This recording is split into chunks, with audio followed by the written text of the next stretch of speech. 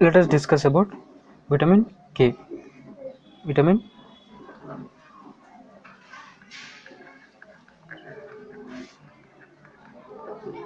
Vitamin K, as all of us know, it is a fat soluble vitamin.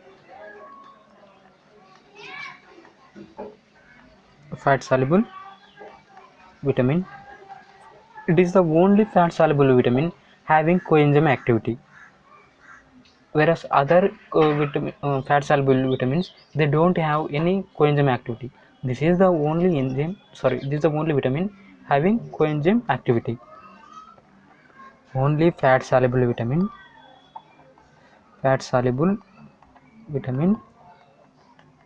having coenzyme activity.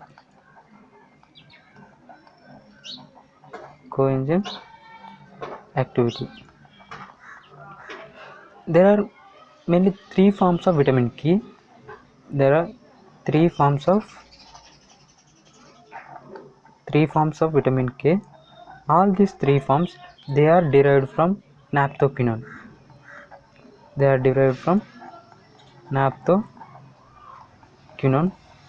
And these forms, they are stable to heat.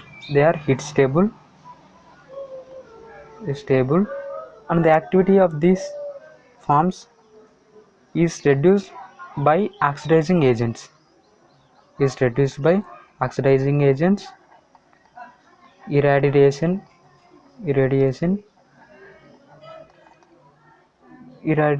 by alkalis, strong acids. All this they reduce the activity of these forms or vitamin K.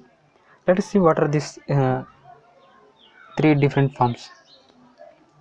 They are K1, K2 and K3.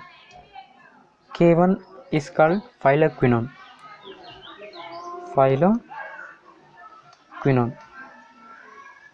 This phylloquinone, it is derived from plants. That means we get vitamin K1, which is phylloquinone, from plants. K2 is menaquinone.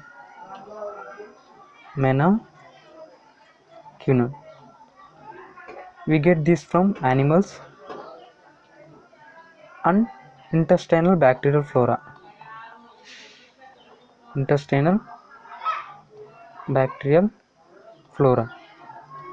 So vitamin K we get from intestinal bacterial flora. Remember this, because intestinal bacterial flora is the major source for vitamin K.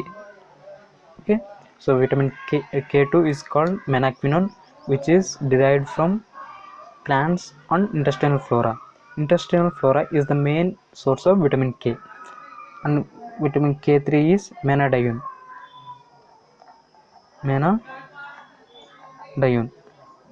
It is a synthetic form. Menadione. It is a synthetic form, and it is water soluble. Remember, vitamin K is lipid soluble, but this K3, which is a synthetic form, is water soluble. Now let us see, among these points, one thing that you must remember is vitamin K is derived from intestinal bacterial flora, because you see this vitamin K has got major source from bacterial flora. Even if you don't eat from, even if you don't take through diet, the intestinal flora can compensate the requirements. Okay, now let us see absorption, transport and storage. Absorption, transport and storage. As it is fat soluble, hence it requires bile salts for its absorption.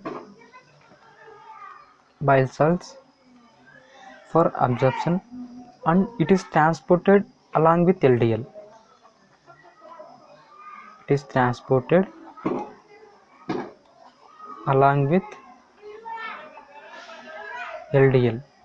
And it is stored in liver. This is about transport Absorption and storage. Transport is by absorption, as it is fat soluble, so it requires bile salts. Transport is along with LDL, and storage is in liver. Then moving to biochemical functions. Biochemical biochemical functions. You see, vitamin K is concerned with blood clotting.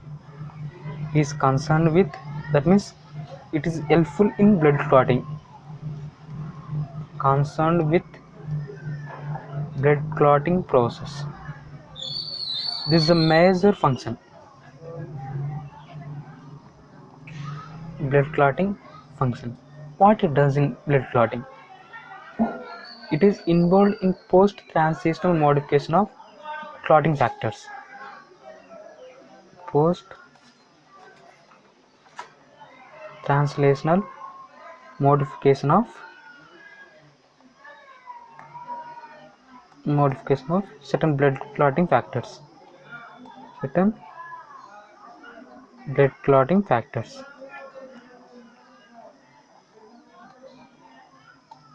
Okay, what does is in post-translational process,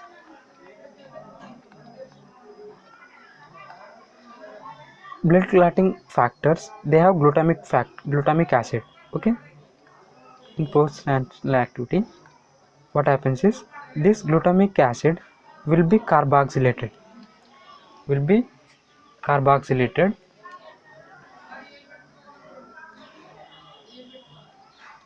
We'll write in another paper. The clotting factors are mainly clotting factor 2, clotting factor 7, 9th factor and 10th factor. These are the clotting factors which in which the post-translational modification requires vitamin K. So the post-translational process of these clotting factors requires vitamin K. See, in post-translational modification, what happens is the glutamic acid of this clotting factors will be carboxylated. Glutamic acid residues will be carboxylated, and after carboxylation, this glutamic acid will be converted to gamma carboxyglutamate. Gamma carboxyglutamate. The enzyme required for this action is carboxylase.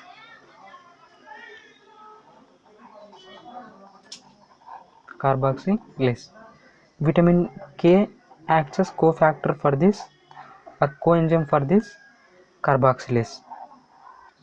Okay, so when there is deficiency of this vitamin K, this reaction will not happen. In this reaction, vitamin E gets converted from hydroquinone form to epoxide form. Hydroquinone form to epoxide form. This interchanging of epoxide form to hydroquinone form is done by an enzyme called reductase. So this is like cycle. Okay, in post-translational activity of clotting factor, what happens? Glutamic acid residue will be carboxylated. This carboxylation is done by carboxylase enzyme. This enzyme requires vitamin K as coenzyme. So when there is deficiency of vitamin K, this reaction will not happen, and post-translational activity of all the clotting factors will be affected, and hence clotting factors will not function properly, and that results in problem in clotting process. So in this process, vitamin K will be converted from hydroxyquinone form to epoxide form, and interconversion of epoxide form to conversion of epoxide form to hydroquinone form will be done by an enzyme called reductase. Okay, this is about the biochemical function. I already told you this is a major function.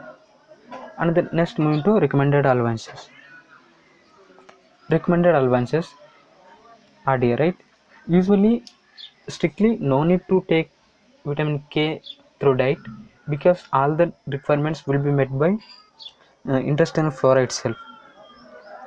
But there are certain instances where we have to take this vitamin K, because when we administer any antibiotics, the intestinal flora will be affected. In such cases, we have to take this vitamin K through diet. So if the person has to take dietary allowances, the requirement is 70 to 100 micrograms per day. This is for adults. In adults, the required ADA is 70 to 100 micrograms per day. And then moving to dietary sources.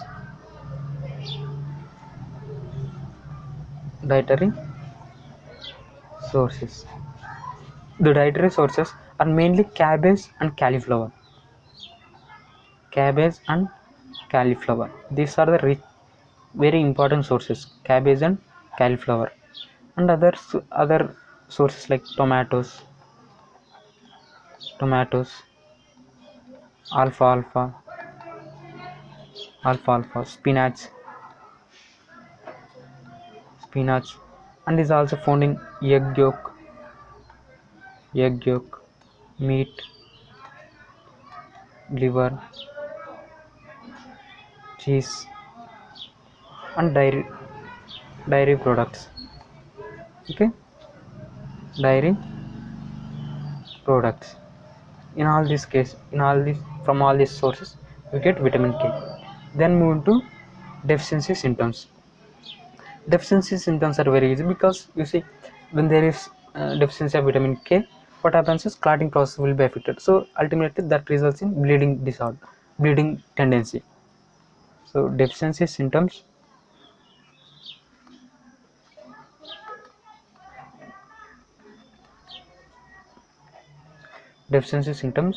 usually uncommon, because all the requirements are met by intestinal flora itself. So we usually don't find this deficiency symptoms.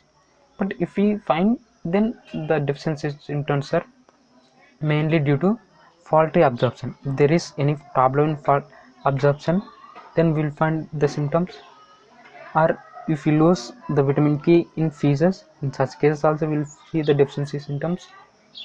And even we administer any antibiotics, these antibiotics will affect the intestinal flora, and thereby the synthesis of vitamin K will be affected.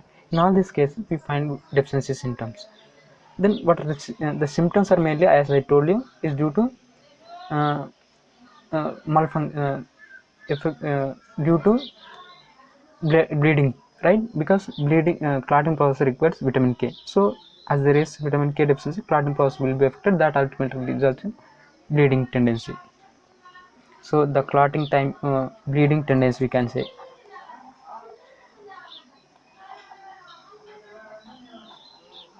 And this thing, we can see increase in clotting time,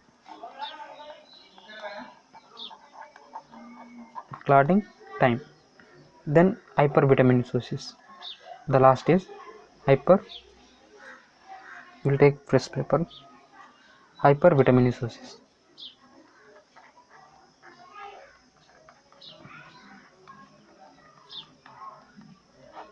When there is hypervitaminosis, what happens is there will be breakdown of RBC. That means hemolysis, we can say. This hemolysis results in increased bilirubin. Increased bilirubin leads to jaundice. Okay, and this is about hypervitaminosis. Next, moving to antagonists of vitamin K. Antagonist. The antagonists are heparin, heparin, coumarin, sorry, bis hydroxycoumarin, bis hydroxycoumarin, and dicumarol.